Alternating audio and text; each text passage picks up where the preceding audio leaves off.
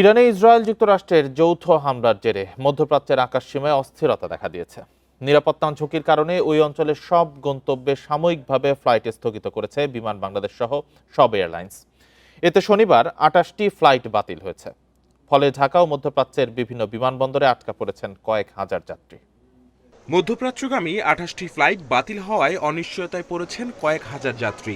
তবে আতঙ্ক নয়, পরিস্থিতি মোকাবেলায় প্রস্তুত সরকারের সংশ্লিষ্ট দপ্তরগুলো।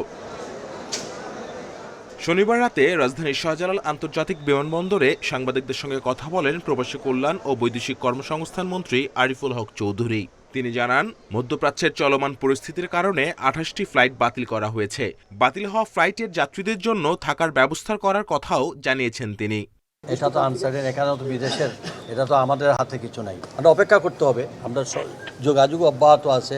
আমাদের মিশনগুলোকেও বলে দেওয়া হয়েছে, আমাদের রাষ্ট্রদূতগুলোতে বলে দেওয়া হয়েছে, ওইখানে যদি কেউ প্রবাসে কেউ অ্যাফেয়ার যাতে তারে সেফ জায়গায় নিয়ে আসা। এছাড়া মধ্যপ্রাচ্যের বিভিন্ন দেশে অবস্থানরত বাংলাদেশিদের নিরাপত্তা নিশ্চিতে সংশ্লিষ্ট দেশের দূতাবাস ও রাষ্ট্রদূতদের প্রয়োজনীয় নির্দেশনা দেয়া হয়েছে বলেও জানান মন্ত্রী। প্রয়োজনে প্রবাসীদের দেশে ফিরিয়ে আনার কথাও জানান। আমাদের ফরেন মিনিস্ট্রি সহ আমরা সব অ্যালার্ট আছি, যোগাযোগ অব্যাহত রয়েছে।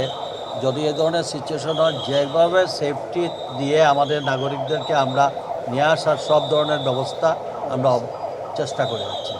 এদিকে মধ্যপ্রাচ্যে ৩ জন বাংলাদেশি আহত হওয়ার তথ্য পাওয়া গেছে। তাদের মধ্যে একজন হাসপাতালে চিকিৎসাধীন, অন্য ২ জন প্রাথমিক চিকিৎসা নিয়ে সুস্থ রয়েছেন।